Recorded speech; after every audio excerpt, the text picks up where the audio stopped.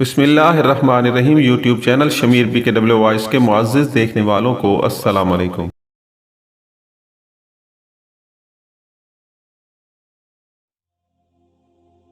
عبید اپنے سگے باپ سے ملتا تو اسے وہ پیار ملتا تھا جو اس کا فطری مطالبہ تھا۔ اس طرح اس کے دل میں اپنے سوتیلے باپ کے لیے نفرت سی پیدا ہونے لگی۔ کچھ عرصہ اور گزرا تو عبید اور سوتیلے باپ کے درمیان فاصلے بڑھنے لگے، اور پھر جب عبید 7ویں 8ویں جماعت میں پہنچا تو سوتیلے باپ کے ساتھ اس کی بول چال بند ہو گئی تھی۔ وہ آپس میں کوئی مطلب کی بات ہی کرتے تھے۔ عبید کو غصہ اس وقت آتا تھا جب اس کی ماں ڈانٹ کر کہتی تھی کہ وہ اپنے باپ کا احترام کیا کرے اور اس کا ہر کام کر دیا کرے۔ ایک تو جوتے پالش کرنا تھا، جس سے عبید نے صاف انکار کر دیا تھا۔ عبید کو غصہ اس وقت آتا تھا جب وہ اپنی ماں کو سوتیلے باپ کے ساتھ تنہائی میں دیکھتا تھا۔ یہ اس نے کئی بار دیکھا۔ اس کی ماں اور سوتیلا باپ احتیاط نہیں کرتے تھے۔ عبید اپنے سوتیلے باپ کو اپنی ماں کے لیے غیر مرد سمجھتا تھا۔ اس کے اندر تلخیاں بڑھتی جا رہی تھیں۔ زندگی سے وہ مایوس ہوتا جا رہا تھا، اور وہ یوں سمجھنے لگا جیسے اسے اپنے گھر سے نکال دیا گیا ہو اور وہ غیروں اور بیگانوں میں رہ رہا ہو۔ اسے اپنی ماں کے ساتھ بہت ہی زیادہ محبت تھی۔ اسے پیار ماں سے ملتا تھا یا تھوڑی سی دیر کے لیے اپنے سگے باپ محسن علی سے ملتا تھا۔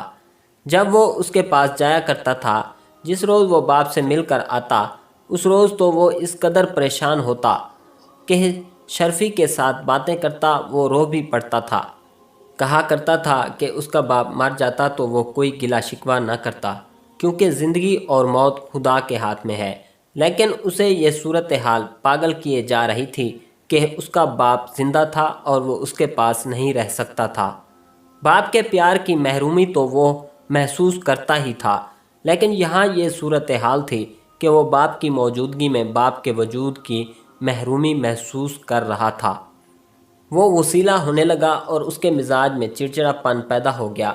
وہ ذہین طالب علموں میں سے تھا اور بڑے اچھے نمبر لے کر پاس ہوتا تھا، لیکن 9ویں جماعت میں آ کر اس کا معیار اتنا گر گیا اور گرتا ہی چلا گیا کہ ماسٹر بھی اسے مارنے پیٹنے لگے اور اس کا شمار نالائق طالب علموں میں ہونے لگا۔ ایک بار میٹرک میں فیل بھی ہو گیا۔ اس طرح اس کی تلخیوں میں اضافہ ہو گیا اور اس کی مزاجی حالت یہ ہو گئی کہ کسی کی ذرا سی بات بھی برداشت نہیں کرتا تھا۔ پھر اس کی تباہی میں یوں اضافہ ہوا کہ وہ وہمی ہو گیا۔ خود ہی ایک وہم پیدا کر کے اپنے آپ میں غصہ، بیزاری، مایوسی اور شکست خوردگی پیدا کر لیتا تھا۔ اس کی ہر سوچ منفی ہو گئی تھی۔ کبھی کبھی وہ خودکشی کی باتیں بھی کرتا تھا اور کبھی یوں کہتا کہ میں 1-2 بندوں کو ختم کر کے اپنے آپ کو ختم کر لوں گا۔ یہ بالکل وہی کیس تھا اور جو ہمارے معاشرے کی بہت بڑی خرابی ہے، جس پر میم الف صاحب مضامین لکھ چکے ہیں اور لکھتے رہتے ہیں۔ جن گھروں میں اولاد والے ماں باپ سکون پیدا نہیں کرتے اور آپس میں لڑتے رہتے ہیں، ان کی اولاد کی ذہنی حالت یہی ہو جاتی ہے۔ ہماری 4 دیواری کی دنیا میں ایک بیماری اور ہے۔ میں اسی بیماری کی کہانی سنا رہا ہوں۔ میاں بیوی میں ناچاکی ہوتی ہے اور نوبت طلاق تک پہنچتی ہے، تو کچھ عرصہ بعد بیوی کو دوسرا خامند اور خامند کو دوسری بیوی مل جاتی ہے۔ لیکن یہ بہت کم دیکھا جاتا ہے کہ اس کی سزا بچوں کو ملتی ہے۔ وہ اندر سے کٹ پھٹ جاتے ہیں اور ایسے بچے بڑے ہو کر جرائم پیشہ بنتے ہیں یا ان میں مجرمانہ رجحانات پیدا ہو جاتے ہیں۔ وہ جھوٹ بولتے ہیں اور فریب کاری کے عادی ہو جاتے ہیں، یا وہ ایسے ذہنی مریض بن جاتے ہیں کہ بیکاری کی زندگی گزارتے اس دنیا سے اٹھ جاتے ہیں۔ میں نے یہ تفتیشی کہانی ان الفاظ سے شروع کی ہے کہ کہانی تو پرانی ہے، لیکن مسئلہ جو میں پیش کر رہا ہوں وہ پرانا نہیں، بلکہ ہمارے معاشرے میں ہر روز اسے نیا بنایا جا رہا ہے۔ اب دیکھیے کہ یہ مسئلہ ایک ذہین نوجوان کو کہاں تک پہنچاتا ہے اور گھر کس طرح اجڑتے ہیں۔ عبید کا دوست شرفی ہمیں بیان دے رہا تھا، جو میں بہت ہی مختصر کر کے لکھ رہا ہوں۔ اصل بیان بہت ہی لمبا ہے اور اس کے دوران ہم دونوں پولیس آفیسر اس سے کچھ نہ کچھ پوچھتے رہے تھے۔ ہم دونوں اس فیصلے پر پہنچے کہ عبید کا باپ محسن علی شاید ٹھیک ہی کہتا ہے کہ عبید نے خودکشی کی ہے۔ یہ خودکشی کا ہی کیس تھا، لیکن اس کی تفتیش ضروری تھی اور باریک باریک باتوں کو بھی देखना बहुत ज़रूरी था। शर्फी ने बताया कि एक तो उबैद की ये जहनी हालत थी जिसने उसे जीने से बेजार कर दिया था, उसके साथ उसने मोहब्बत का रोग भी लगा लिया था। वो लड़की उबैद के सुतीले बाप की भांजी थी। शर्फी ने बताया कि वो बहुत ही खूबसूरत और बड़े अच्छे किरदार की लड़की है। उबैद उसके साथ शादी करना चाहता था, लेकिन सुतीले बाप ने उसे बुरी तरह डांट कर कह दिया कि वो इस लड़की का ख्याल जहन से निकाल दे। लड़की उस वक्त 10वीं जमात में पढ़ती थी और उबैद से बाहर मिलती थी। कभी कभी उबैद कॉलेज से और लड़की स्कूल से जल्दी निकल आते और दोनों 3-4 घंटे कहीं दूर जा बैठते और बातें करते रहते थे। सुतीले बाप ने उबैद के लिए ये मोहब्बत एक मोहलिक रोग बना दिया था। उनकी शादी हो सकती थी, लेकिन उबैद कहता था कि इसके सुतीले बाप ने उसे जलील करने के लिए ये रिश्ता नहीं होने दिया। फिर यूं हुआ कि उबैद कॉलेज में आ गया तो उसने माँ से पूछना शुरू कर दिया कि इसकी अपने पहले खामंद के साथ क्यों नहीं बनी। माँ पहले खामंद के खिलाफ बातें करती और उसके नकाइस बयान करती थी। उबैद अपने बाप से भी पूछता था कि उसने उसकी माँ को क्यों तलाक दी थी। बाप बावकार किस्म की बातें करता और कहता था कि तुम्हारी माँ इस्लामी अहकाम की पाबंदी नहीं करती और ज़रूरत से ज़्यादा आज़ाद ख्याल थी। इस तरह उसके कानों में ऐसी बातें पड़ती थीं कि बाप उसकी माँ के ख़िलाफ़ और माँ उसके बाप के ख़िलाफ़ बोलती थी। शर्फी ने यह तो बता दिया कि जब उबैद की माँ कत्ल हुई उससे कुछ दिन पहले उबैद की जहनी हालत बहुत ही बिगड़ी हुई थी। माँ के कत्ल के बाद तो वह बिल्कुल खामोश हो गया था। शर्फी उसके पास आता तो भी उबैद कुछ नहीं बोलता था और अपने हाथों की उंगलियां उलझा कर मोड़ता तोड़ता रहता था। बैठे बैठे अचानक उठ खड़ा होता और चलकर दरवाजे में जाता, रुकता और फिर वापस आ जाता था। तुम उसे आखिरी बार कब मिले थे? मैंने पूछा।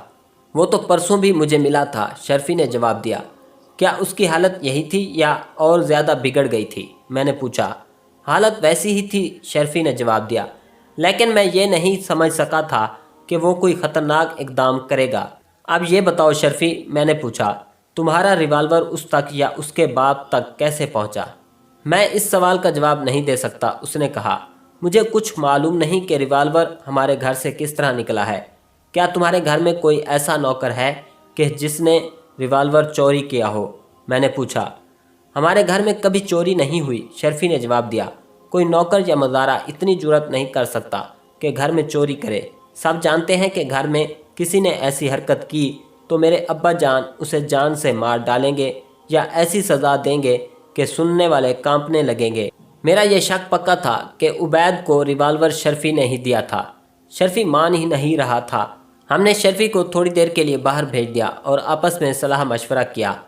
फ्रांसिस का भी यही ख्याल था कि शर्फी की उबैद के साथ गहरी दोस्ती थी और शर्फी अक्सर रिवाल्वर अपने साथ ले जाया भी करता था। इसलिए ये बाईद अज़ क़यास नहीं कि उबैद को रिवाल्वर शर्फी ने दिया था। हमने सोच विचार के बाद ये फ़ैसला किया कि शर्फी को यही तासुर दिया जाए कि हमने मान लिया है कि उसने उबैद को रिवाल्वर नहीं दिया था। शर्फी की बातों से यानी उसके बयान से हमने ये तासुर लिया था कि उबैद अपने सुतीले बाप की भांजी के साथ और भी ज़्यादा छोटी छोटी बातें किया करता था। हमने ये देखना था कि उबैद के पास ऐसी वजूहात थीं जो खुदकुशी पर मजबूर कर दिया करती हैं। हमने इस लड़की से मिलने का फ़ैसला किया।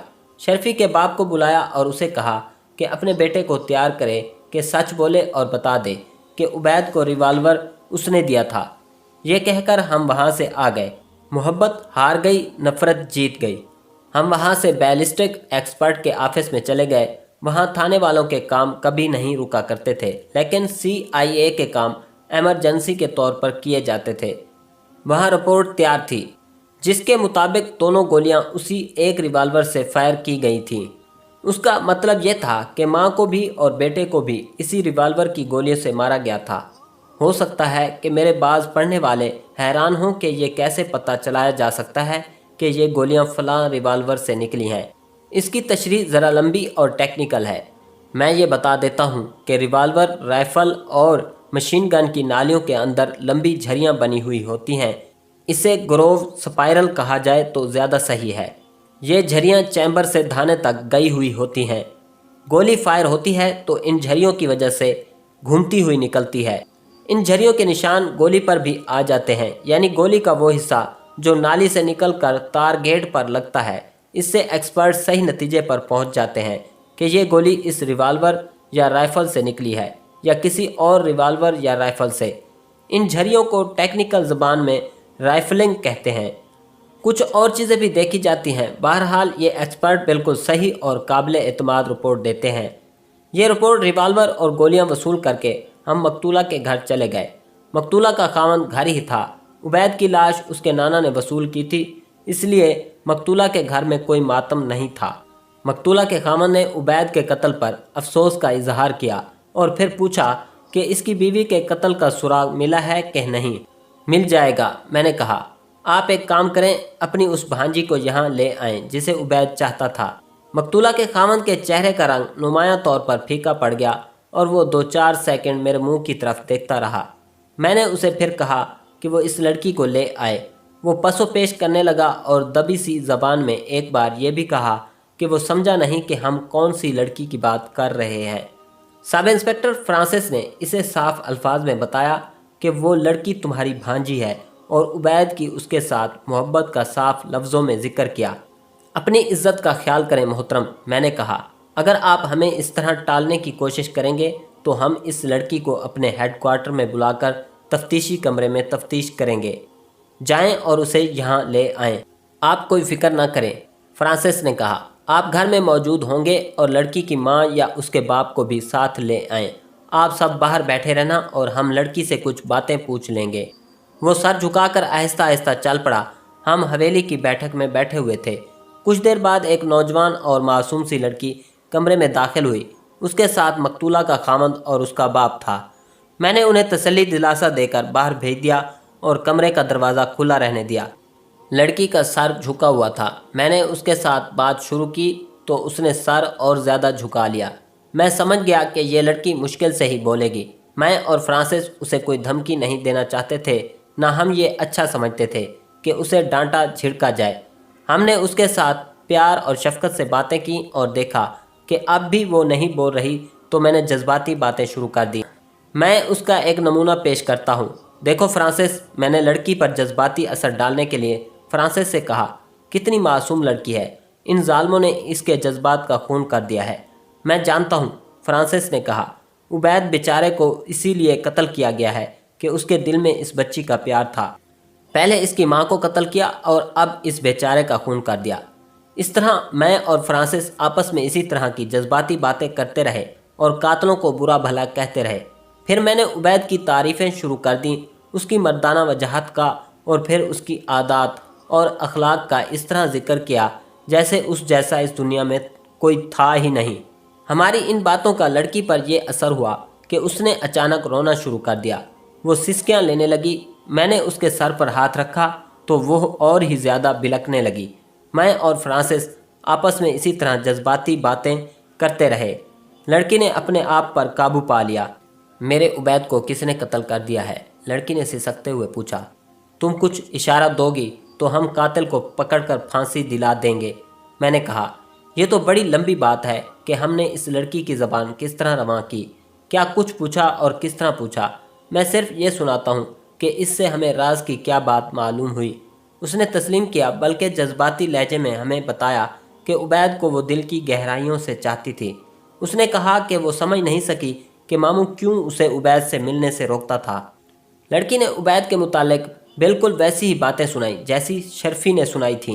उस लड़की के पास बैठकर भी उबैद रो पड़ता था।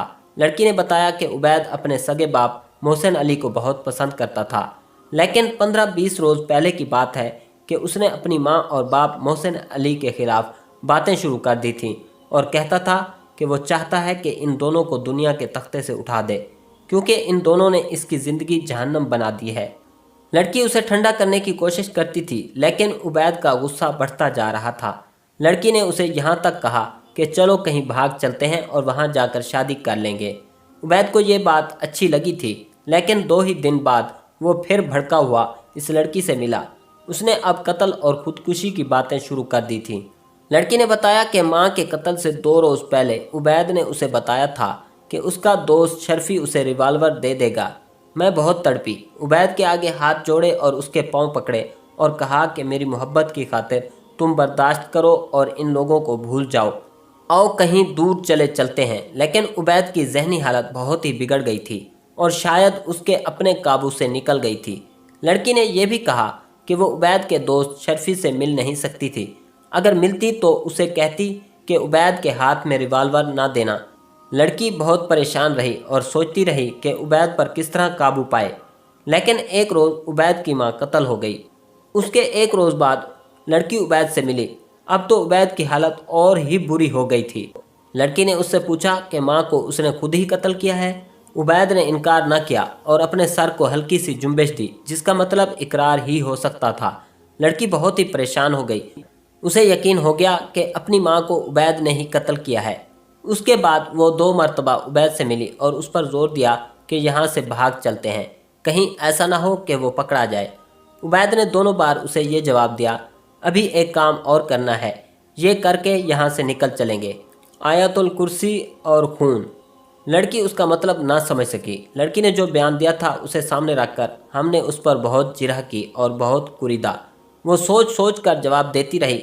इससे जो मतलब हम समझ सके वो ये था कि उबैद बाप को भी कत्ल करना चाहता था। शर्फी और इस लड़की को उसने कहा था कि इसकी माँ और उसके बाप ने इसकी ज़िंदगी जहन्नम बना दी है। वो जहनी मरीज़ बनता गया और पागलपन के उस मकाम पर पहुंच गया कि उसने अपनी माँ को कत्ल कर दिया। उसके बाद ये कुदरती बात थी कि वो अपने बाप को भी कत्ल कर दे। इस वारदात का जो जवाज़ था उसके मुताबिक उसका बाप मोहसिन अली भी मुजरिम था, लेकिन कत्ल तो वो खुद हो गया था। हमने ये मामला हल करना था। हम शाहदरा थाने चले गए। मोहसिन अली का बयान लेना था। हमने शर्फी और उस लड़की के बयान के बाद महसूस करना शुरू कर दिया था कि मोहसिन अली बहुत हद तक सच्चा हो सकता है। शाहदरा थाने में हमने एसएचओ से कहा कि वो मोहसिन अली को हमारे सामने ले आए। एसएचओ ने कहा कि वो अभी बोलने के काबिल नहीं। हमने हवालात में जाकर उसे देखा तो वो बेहोश पड़ा था या बड़ी गहरी नींद सोया हुआ था। उसे इस कदर टार्चर किया गया था कि उसे बोलने के काबिल ही नहीं छोड़ा गया। मैंने और फ्रांसिस ने इस हिंदू थानेदार को बुरा भला कहा और ये भी कहा कि हम उसके खिलाफ रिपोर्ट करके कार्रवाई भी करा सकते हैं। ये एसएचओ मशहूर जालिम और वहशी था। हमने मोहसिन अली को उठवाया और कांस्टेबलों के कमरे में एक चारपाई पर डाल दिया। एसएचओ से कहा कि उसे दूध पिलाओ और अच्छी ग़िज़ा दो और उसे ये तासुर दो कि वह तुम्हारा मुल्ज़िम नहीं और हम कल सुबह आएंगे। हम अगली सुबह फिर शाहदरा थाने गए तो मोहसिन अली को बेहतर हालत में देखा। वो बात करने के काबिल हो गया था। मैंने और फ्रांसिस ने जब उसके साथ हमदर्दी की बातें की तो वो बेख्तियार रो पड़ा। हमने उसे और ज़्यादा तसल्ली तशफ़ी दी और कहा कि वो सही बात बताए और उसकी सही बात सुनने के लिए हम दोनों आए हैं। वो आदि मुजरिम तो था नहीं कि पुलिस की मार सह जाता। वो मुअज़्ज़ज़ और तालीम याफ्ता आदमी था। इसके लिए यही टार्चर बहुत था कि उसे थाने में मुल्ज़िम की हैसियत से बुलाया गया था। मैंने उसे कहा कि वो बताए कि यह क्या हुआ था। मुझे यहाँ के थानेदार साहब ने बात करने का मौका ही नहीं दिया। मोहसिन अली ने कमज़ोर सी आवाज़ में कहा। उन्होंने कहा कि मान जाओ कि तुम कातिल हो। मैं इन्हें असल वाक़या सुनाना चाहता था, लेकिन ये मुझसे सिर्फ ये कहलवाना चाहते थे कि अपने बेटे को मैंने कत्ल किया है। मैं ऐसा नहीं कह रहा था, इसलिए उन्होंने मेरा जो हाल कर दिया वो आप देख रहे हैं। वाक़या यूँ हुआ था साहब, मैं अपनी बैठक में बैठा हुआ था जिसका एक दरवाज़ा गली में खुलता है। दरवाज़ा आहिस्ता से खुला। मैंने देखा उबैद अंदर आया था। मुझे अपने इस बेटे के साथ बहुत ही प्यार था। मैंने कहा आओ बेटे आगे आ जाओ, लेकिन वो वहीं खड़ा रहा। मैंने उसका चेहरा देखा तो मैं समझ गया कि ये लड़का अपने आप में नहीं। इसकी आंखें सुर्ख थीं और मुझे ऐसी नज़रों से घूर रहा था जैसे मुझे खा जाएगा। उसकी नज़रों में कहर और अताब था। उसके दोनों हाथ कोट की जेबों में थे। वो दरवाजे के करीब ही खड़ा मुझे घूरता रहा और मैं सामने वाली दीवार के साथ कुर्सी पर बैठा रहा। मैंने उसे एक बार फिर कहा आओ उबैद आगे आओ, लेकिन वो वहीं खड़ा रहा। उसके मुंह से ये अल्फाज इस तरह निकले जैसे कोई नींद में बोला करता है, तुम लोगों ने मेरी ज़िंदगी हराम कर दी है। उसने दायां हाथ कोट की जेब से निकाला तो मैंने देखा कि उसके हाथ में रिवाल्वर था। उसने रिवाल्वर की नाली मेरी तरफ कर दी और बोला कि अपनी माँ को ख़त्म करके मैं तुम्हें भी ज़िंदा नहीं रहने दूंगा। उसने रिवाल्वर मेरी तरफ बिल्कुल सीधा कर दिया और उसकी उंगली ट्रैगर पर थी। यकीन जाने साहब, मैंने ज़रा सा भी खौफ महसूस ना किया। मैं सिर्फ ये सोच रहा था کہ میرا بیٹا بہت بری اذیت میں مبتلا ہے۔ میں نے اسے کہا، ہاں بیٹا، میں تمہارا مجرم ہوں، مجھے گولی مار دو، لیکن یہ یقین کر لو کہ ماں کے بعد باپ کو بھی مار دو گے تو تمہیں وہ سکون میسر آ جائے گا جس کے لیے تم تڑپ رہے ہو۔ میں آہستہ آہستہ کرسی سے اٹھا اور اس کی آنکھوں میں آنکھیں ڈال کر دل میں دعا کی، اے میرے خدا، میرا بیٹا اذیت میں مبتلا ہے، اسے نجات عطا فرما، اس کی روح کو تسکین عطا فرما۔ اگر میری جان اسے روحانی سکون دے سکتی ہے تو میرے خدا اس کے ہاتھوں میں میری جان لے لے۔ عبید میرے پاس آیا کرتا تھا، مجھے اس کے ساتھ بہت ہی پیار تھا، وہ بھی مجھ سے محبت کرتا تھا۔ میں نے اسے یہ بھی کہا تھا کہ وہ میرے پاس آ جائے اور میں اسے اپنے پاس رکھوں گا اور اسے کوئی بھی مجھ سے چھین نہیں سکتا۔ وہ کبھی کبھی میرے ساتھ لگ کر رویا بھی کرتا تھا۔ مجھے ایک سہولت یہ بھی حاصل ہو گئی تھی کہ میری دوسری بیوی عبید کو اچھا چاہتی تھی، اور وہ جب بھی آتا میری بیوی اسے ماؤں جیسا پیار دیتی تھی، اور یہ تو اس نے کئی بار کہا کہ یہ لڑکا مجھے بہت ہی اچھا لگتا ہے، اور اس پر رحم اور ترس بھی آتا ہے کہ ماں اور باپ کے درمیان بھٹکتا پھر رہا ہے۔ عبید ابھی تک ریوالور میری طرف کیے چپ چاپ کھڑا تھا۔ اس میں اب کوئی شک نہیں رہا تھا کہ وہ مجھے گولی مارے گا، لیکن میرے دل میں کوئی ایسا خیال نہ آیا کہ میں لپک کر یا کوئی پینترا بدل کر اس کا ریوالور والا ہاتھ پکڑ لوں۔ میرے دل میں وہی دعا تھی کہ اللہ میرے بیٹے کو اس اذیت سے نجات دلا دے۔ میں نے آیت الکرسی کا ورد شروع کر دیا، اس لیے نہیں کہ بیٹا مجھے نہ مارے، بلکہ اس لیے کہ میرا بیٹا سکون میں آ جائے اور پھر میں اسے ہمیشہ کے لیے اپنے پاس رکھ لوں۔ میں نے آیت الکرسی پڑھ کر اسے کہا، او بیٹا میرے سینے سے لگ جاؤ اور پھر ریوالور میرے سر کے ساتھ لگا کر گولی چلا دینا۔ اتنے میں میری بیوی اندر سے آئی اور اس کمرے میں یہ منظر دیکھ کر دروازے میں ہی رک گئی۔ میری بیوی کچھ بھی نہ بولی۔ ایسے موقعوں پر عموماً عورتیں چیخنا چلانا شروع کر دیتی ہیں، لیکن میری بیوی نے عبید سے کہا، آ بیٹے، دروازے میں کیوں کھڑا ہو گیا ہے؟ عبید کی آنکھیں میری بیوی کی طرف گھومیں، پھر اس کی آنکھیں میری طرف ہوئیں۔ میں نے بازو پھیلا دیے اور میری آنکھوں سے آنسو ٹپکنے لگے۔ عبید کا ریوالور جو میری طرف تھا وہ اوپر کو نہایت آہستہ آہستہ اٹھا، پھر یہ ریوالور بائیں طرف گھما اور عبید نے ریوالور کی نالی اپنی کن پٹی کے ساتھ لگا لی۔ میں نے بڑی زور سے جست لگائی کہ اس کے ہاتھ سے ریوالور چھین لوں، لیکن وہ ٹریگر دبا چکا تھا اور گولی اس کے سر میں سے گزر گئی تھی۔ وہ گرنے لگا تو میں نے اسے اپنے بازو میں لے لیا۔ میری بیوی بھی دوڑتی آگے آئی، وہ بھی عبید سے لپٹ گئی۔ ہم نے اسے پلنگ پر ڈالا، نبض دیکھی وہ مر چکا تھا۔ پہلے تو مجھے ہوش ہی نہ رہی کہ اب کیا کروں۔ میری بیوی نے زور زور سے رونا شروع کر دیا۔ میرے بیٹے بھی آ گئے، جن میں ایک کی عمر 13 سال ہے۔ گھر میں کوہرام بپا ہو گیا۔ اچانک مجھے خیال آیا کہ یہ تھانے والوں کا کیس ہے اور مجھے تھانے جانا چاہیے۔ پہلے میں نے محلے کے 2-3 آدمیوں کو بلایا اور انہیں یہ واقعہ سنایا تو انہوں نے بھی یہی کہا کہ ریوالور لے کر تھانے چلے جاؤ۔ میں تھانے گیا اور ریوالور تھانے دار کی میز پر رکھ کر اسے یہ حادثہ سنایا۔ میری قمیض اور شلوار سامنے سے خون سے لال ہو گئی تھی۔ میں نے عبید کو اپنے بازو میں لے لیا تھا، اس لیے اس کا خون میرے کپڑوں پر بہتا رہا تھا۔ تھانے دار صاحب نے میری جذباتی حالت دیکھے بغیر اور کوئی بات سنے بغیر مجھے مارنا پیٹنا شروع کر دیا۔ کیا آپ نے ریوالور کو دستے سے پکڑا تھا؟ فرانسس نے اس سے پوچھا۔ ہاں صاحب، محسن علی نے جواب دیا۔ کچھ یاد نہیں، میں نے شاید نالی کی طرف سے پکڑا تھا اور دستے کو بھی ہاتھ میں لیے رکھا تھا۔ اس کے اس جواب سے یہ ثابت ہو گیا کہ عبید کی انگلیوں اور ہاتھوں کے نشان محسن علی کی انگلیوں اور ہاتھوں نے مٹا دیے تھے۔ محسن علی کی شلوار اور قمیض جو خون آلود تھی تھانے میں رکھ لی گئی تھیں اور محسن علی کو تھانے میں کسی کانسٹیبل کے کپڑے پہنا دیے گئے تھے۔ ہم نے اس کی قمیض اور شلوار دیکھی تو ہم دونوں اس نتیجے پر پہنچے کہ محسن علی اگر اپنے بیٹے کو گولی مارتا تو اس کی لاش اپنے ساتھ نہ لگاتا۔ اس صورت میں عبید گر پڑتا، محسن علی کے کپڑوں پر زیادہ خون نہ لگتا۔ محسن علی نے بڑی مشکل سے یہ بیان مکمل کیا تھا کیونکہ وہ روتا تھا اور اتنی ہچکیاں لیتا تھا کہ اس سے ٹھیک طرح بولا نہیں جاتا تھا۔ ایک بار تو اس کی دھاڑیں نکل گئیں۔ یہ کیس چوکر شاہدرہ تھانے کا تھا، اس لیے ہم نے SHO کو الگ بٹھا کر صلاح مشورہ کیا اور یہ فیصلہ کیا کہ محسن علی کو چھوڑ دیا جائے۔ اسے چھوڑ دیا گیا۔ اس میں اب کوئی شک نہیں رہ گیا تھا کہ عبید ہی اپنی ماں کا قاتل تھا اور اپنا قاتل بھی وہ خود ہی تھا۔ اس میں بھی اب کوئی شک نہیں رہ گیا تھا کہ عبید کو ریوالور اس کے دوست شرفی نے دیا تھا۔ میں اور فرانسس شاہدرہ تھانے سے چلے دلی آئے اور شرفی کے گھر جا پہنچے۔ شرفی کا باپ گھر پر مل گیا اور شرفی بھی گھر ہی تھا۔ تھوڑی ہی دیر پہلے کالے سے آیا تھا۔ میں نے شرفی کے باپ سے کہا کہ عبید کو ریوالور اس کے بیٹے نے دیا تھا اور اپنے بیٹے سے کہے کہ یہ بات مان جائے تاکہ ہمارا کیس مکمل ہو جائے۔ قدرتی بات ہے کہ باپ نے منت سماجت شروع کر دی کہ اس کے بیٹے کو گرفتار نہ کیا جائے۔ میں نے اسے وعدہ دیا کہ اسے اور اس کے بیٹے کو بچانے کی پوری کوشش کروں گا، لیکن ہمیں سچ معلوم ہونا چاہیے۔ باپ اندر چلا گیا اور کچھ دیر بعد اپنے بیٹے شرفی کے ساتھ باہر آیا اور کہا کہ اسے وہ ہمارے پاس چھوڑ چلا ہے، اب یہ سچ بولے گا۔ تم ڈرو نہیں شرفی، میں نے کہا، تم اصل بات تو گول ہی کر گئے تھے۔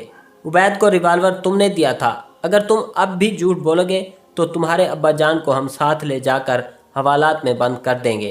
کیا تم اپنے اتنے معزز باپ کی یہ بے عزتی برداشت کرو گے؟ نہیں سر، اس نے کہا، ابا جان نے مجھے کہا ہے کہ بس آپ کو سچی بات بتا دوں تو آپ مجھے گرفتار نہیں کریں گے۔ یہ ہمارا تمہارے ساتھ وعدہ ہے۔ فرانسس نے کہا، ہم تمہیں گرفتار نہیں کریں گے۔ عبید کو دونوں بار ریوالور میں نے ہی دیا تھا، شرفی نے کہا۔ پہلی بار اسے ریوالور کے سلنڈر میں 6 گولیاں ڈال کر دیا تھا۔ اس نے ایک گولی اپنی ماں کو ماری اور مجھے بتا دیا۔ میں نے چلی ہوئی گولی کا کھوکھا سلنڈر سے نکال کر پھینک دیا اور باقی گولیاں بھی نکال دیں اور ریوالور واپس رکھ دیا۔ میں نے آپ کو اس کی ساری حالت بتائی ہے۔ وہ اب باپ کو گولی مارنا چاہتا تھا۔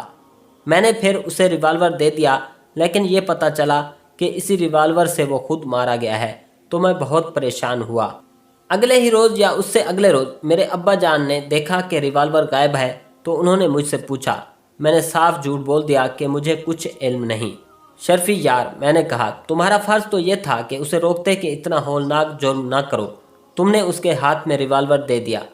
شرفی نے مجھے عجیب سی نظروں سے دیکھا اور اس کے ہونٹوں پر طنزیہ مسکراہٹ آ گئی۔ اس نے کہا، غیرت سے تو آپ واقف ہوں گے، میں نے آپ کو ایک بات نہیں بتائی تھی۔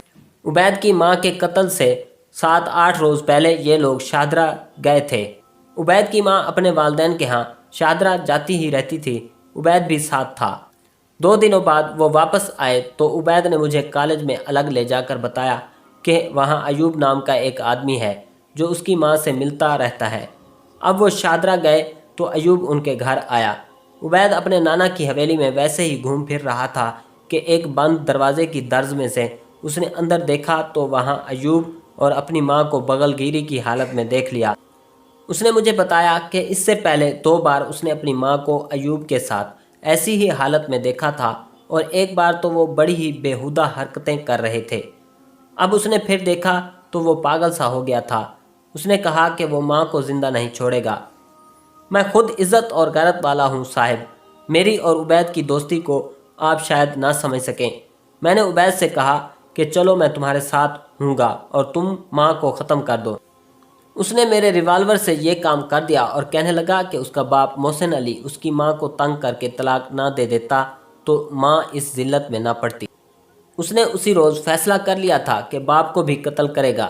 معلوم نہیں وہ خود کیسے قتل ہو گیا۔ اس نے خودکشی کی ہے، میں نے اسے بتایا۔